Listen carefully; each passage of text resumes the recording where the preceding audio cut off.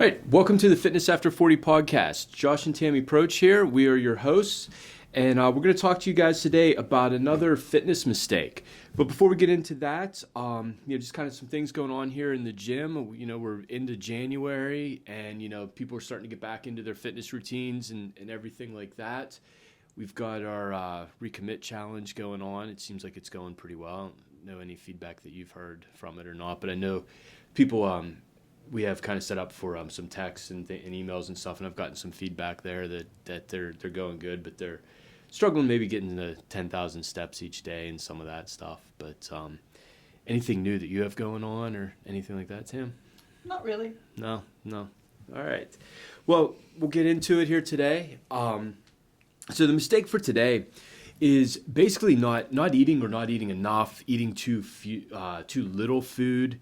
We see this mistake made with a lot of people, and it just doesn't work. It may work in the short term to get some quick weight loss, but again, a lot of that's going to be water, muscle tissue, things like that.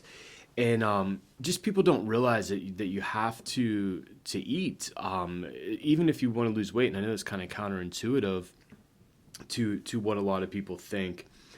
But we're seeing that we've seen these phases before. There's certain diet programs that's like want you to only eat like 500 calories, 800 calories, not exercise at all, and things like that.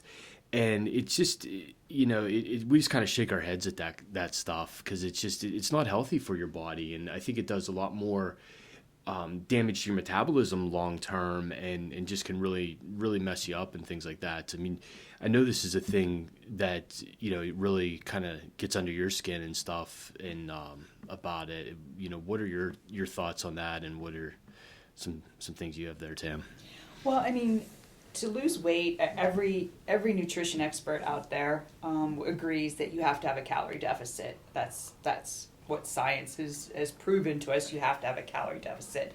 But the problem is when you're in a calorie deficit or too extreme of a calorie deficit. So when you're too extreme, yes, all that's going to come from muscle. You might lose a little bit of fat, water weight, that kind of thing. And then the problem is the long-term damage you're going to have from that. There's just client after client that's gone through these things, and they come out, they lose weight, they're excited, but then once they quit, they're back with the same weight they were at and probably another 5 or 10 pounds because you've created damage to the metabolism. Your metabolism is always adapting. What is that damage to the metabolism? Let's tell them about that a little bit. So yes, so your metabolism is always adapting. So say you burn typically 2,000 calories in a day. Just throw out a random number here. And then you go to a 1,200 calorie or even I've seen more extremes out there, diet. So that is over 800 calories that you're in a deficit. You're under your BMR. So again, another, I think, common thing among no matter what kind of coach you are, you don't ever want to go under your BMR. That's the BMR is your basal metabolic rate. That's what your body needs to just survive. And that's no activity. That's adding no steps, exercise, or anything like that. Now, do you think, not to interrupt, but do you think some of these people, like, they get their BMR, like, say, from, like, the InBody gives them a BMR, or, like, your Fitbit and things. Do you think some of these people's, BMR is actually a little bit lower than what that number from the damage they've done from maybe previous low-calorie stuff? Like, has their metabolism actually down-regulated from that a little bit? Oh, I see that a lot. And the other thing we have to keep in mind is no matter what formula you use you can find any kind of formula online to calculate how many calories you need in a day. And even our InBody machine, these things are not 100% correct. It is based on someone of your average height, weight, sex, and age. So it's what that average person, what their BMR is. And yes, the nice thing about the InBody is it takes into effect how much muscle's on your body. Mm-hmm. So can be a little more correct, but again, there's still, like we've talked about, hydration can skew those numbers. There's just so many factors that come into play. But what is nice, it's a good starting point. And it's consistent. And that's, right. I think that's the main thing. The accuracy on it's pretty strong, but the consistency is very strong. And that's really I think what people want when they're looking at stuff, because that can help us make changes over time. Sure, it's just it gives us a good starting point. You know, the like I said, any formula in books or online gives you a good starting point. So it gives you a good guess of how many calories you need in a day to just maintain weight. So we start with that, and then we try to chase a calorie deficit if that's goal is weight loss. But we don't want anything more than. If there's a short-term goal, such as a wedding or a vacation or something, we can go to 750 calories, but that's pretty extreme. Yeah. And we never, ever want to go over that, because that's when we see huge muscle wasting, and they're not permanent. It's too much to the body, and it comes back. So 350 to 500 seems to be the sweet spot as far as a deficit. But the hard part is, just because and we that's have a calorie deficit, that's not per day. Correct. That's a deficit from what you should be eating. Yes. You're to maintain weight. So the most important thing is finding out how many calories per day can you consume to maintain your weight. So a lot of times I start with a client, and we've got to figure that out, because maybe the calculator or whatever showed me that they're supposed to be at 1,800 to maintain. That isn't always the case, because if they've come in chronically under eating that, your metabolism will down regulate, and it then what should have been 1,800 calories comes down. So you might only be burning 1,500 calories. So we've got to repair that before we can chase a calorie deficit again. Yeah, and I think, I've said this numerous times, that I think we're seeing the first wave of people that have just they've been long-term dieters, and they've been on these low-calorie diets their whole life, and they've just created massive damage to their metabolism, and now they're in their 40s and 50s, and, there's a lot of undoing with that. But that aside, going into another extreme deficit, you're just going to keep pulling that metabolism down and down longer, I think. I mean, I might be wrong on that, but I feel like it creates damage to your metabolism and everything there. Well, and not only that, you've hit on the like 40s and 50s age range. Now we've got, especially if you're a woman, now we've got hormones that come into play. Yes. So you're creating damage to the metabolism, which then affects hormones, which then affects. It's just a perfect storm for. Yeah. Shitstorm, for excuse my language. Like it's just not good. It's not good. And it's creating another stress on the body. So you're taking, people that are stressed out from daily life and different things like that. And then you've got the stress of the low calorie diet. They're probably at the same time kicking exercise activity up. So you've got that stress on there, and all that stuff's releasing cortisol. And listen, if it was as easy as what everyone wants to believe, I just have to exercise really hard for 3 hours a day and really wouldn't that be nice? Pull back my calories, I'll lose a ton of weight. But we're not seeing that anymore. No. We're not seeing that at all. In fact, we're seeing worse. It's like I'm hardly eating anything, I'm exercising like crazy, and I'm still gaining weight. Yeah. Well, that right there is a huge red flag. Something's wrong. Yeah, because what's going to happen? You're just going to keep eating less and less till you're not eating anything, right. know, and I think everybody knows that's not going to work. I can't remember who it was, but it was somebody at some point, just in something I think we both were reading or something. It might have even been a post, but they said that you can you can only starve yourself skinny once in your lifetime, right?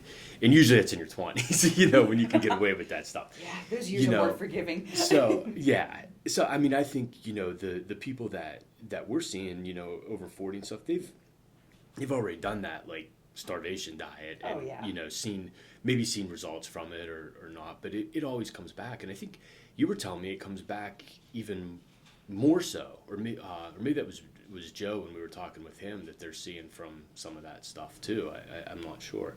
If you guys don't know who Joe is, that's it's Dr. Joe Clark that is in here. It does the hormone stuff and things like that. But, so I think that's just a huge mistake people are making, and I think it's something that they need to, think about if they're doing and not seeing results and stuff, is that not to be afraid to eat.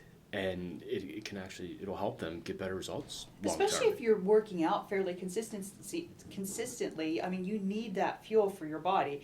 And even, some people are working out consistently and they want to lose weight, but we still have to find that sweet spot where we are losing fat, maintaining as much muscle mass as possible. And that's not an easy thing. And, you know, we've talked before, our society anymore, it's just everything wants now, right now, quick fix. And I wish there was that, but I mean, it's hard to tell a client that, like, we may have 6 to 12 months of eating at maintenance to heal this. Like, I feel horrible telling them that because they're so desperate and they've been trying for years to see results. And it's a heartbreaking conversation with them. But it's like, the truth. We have, again, I'm not going to sell you something, you know, like some of these other people for $800 a month and promise you fake results. Like, yeah, if you come into me and say, can you help me lose 20 pounds in a month? I absolutely can, but I'm not going to. Yeah. Like, anybody can do that. Well, you're just going to come out worse on the other side. And I think that's what, you know, a lot of people, they really want is just tell them, you know, they want to know the truth. I mean, they also want the quick fix, but like, it's hard. So many of these things, they just outright lie to them on it, you know, which is just wrong. Like, yeah, tell me the truth. It sucks. It's going to be a year, but if that's what it is, it's what it is. Like, that's not your fault. It's not my fault. It's not their fault. It's just, that's the way things work. It is. And it's sad. I wish there could be a quicker way. I really do. And that's, like I said, one of the most heartbreaking conversations when you have someone eating pretty good. Like, the food's pretty spot on and they're not seeing results. And that's just, that's what this is a cause of. That and some hormonal balances, which is, I'm so excited to have Dr. Clark around because then, you know, we can help.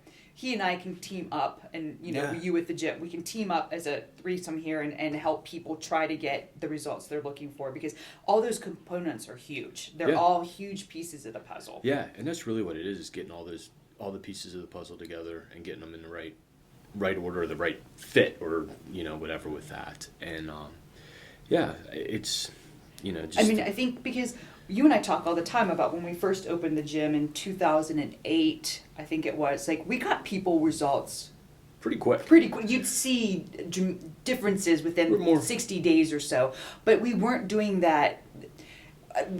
Like I said, we had this discussion of, we're seeing the first wave of people like my age who've gone through, you know, the low fat, low carb, low, like, there's been every kind of diet every out kind of there. Thing. I've heard it from, you know, the grapefruit diet. I mean, shoot, I remember my mom walking around in garbage bags because you could sweat it off. Like, there's been so many false promises out there.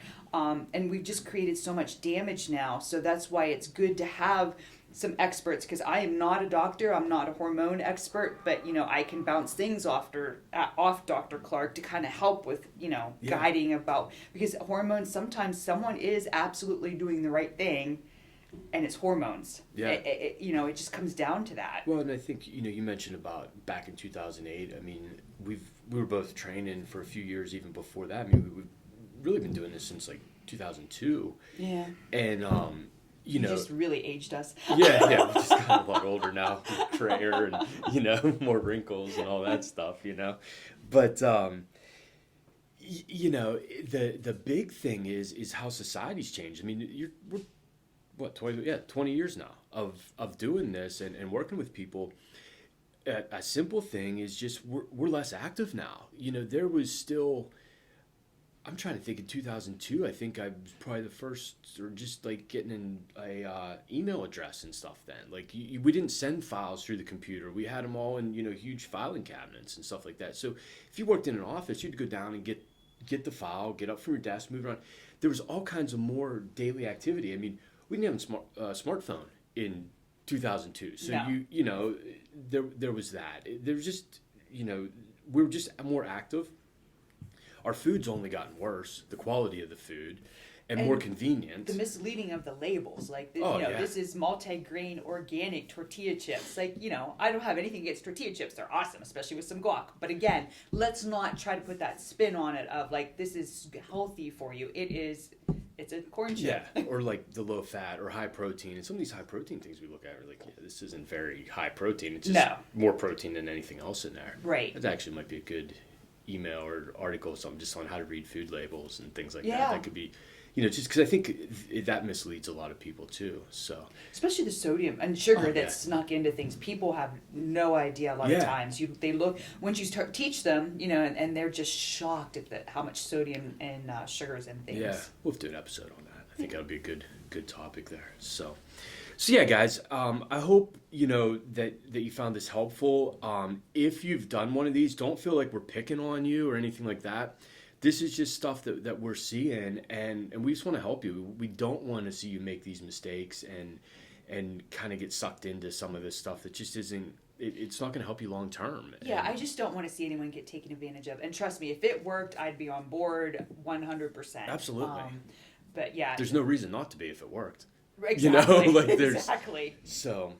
If you have questions about what your calories should be in a day, when you get your InBody, just grab me or Josh or anybody, and we can kind of give you an estimated calories per day. Basically, you take your BMR, which will be on the right side of your InBody, and then you times that by your activity level. So. That's what all these formulas are based on. So if you're very sedentary, it could be anywhere from 1.2. If you do a little bit of walking in there, you times your BMR times 1.375. If you're exercising 3 or more times a week at moderate intensity, that could even go to 1.5. You would multiply that by, and then just up from there. But that gives you a good baseline of like maybe where you should be at. And if you do that and you find you are eating way under that, then it's maybe time, feel free to reach out to me and talk to me about what does a reverse diet look like and what because obviously I do nutrition coaching, but sometimes people just want a little bit of like starting point to just kind of like where should I be at, I hear all the time, I know what I need to eat but I'm still not seeing results. So again, it's not an easy fix. I'm not going to be able to say here's your numbers and then magic happens. Nutrition coaching is not about prescribing macros and calories. It's about helping create habits and stuff and getting around why you're not doing the things that we should be doing. But anyways, I'm always happy to answer any questions. Cool. So yeah, guys, I hope you enjoyed this. Each week we're going to keep putting one of these out. We're going to stay along with this theme here for probably the next few weeks or next few episodes anyhow, just with different mistakes that we're seeing people make with their fitness and nutrition after 40. So, be sure to tune into those, listen to those. If you guys like, what we're doing, just rate and review us on Apple Podcasts or any of the other platforms that you might be listening on. I know some of you watch us on YouTube, so if you're doing that, give us a review or comments on that. That all helps us. It helps us get a little bit more reach and things like that. So, until next time, we'll talk to you then. So, see you later. Thank you for listening to this episode. If you enjoyed it, be sure to subscribe to our podcast on Apple Podcasts and rate and review us.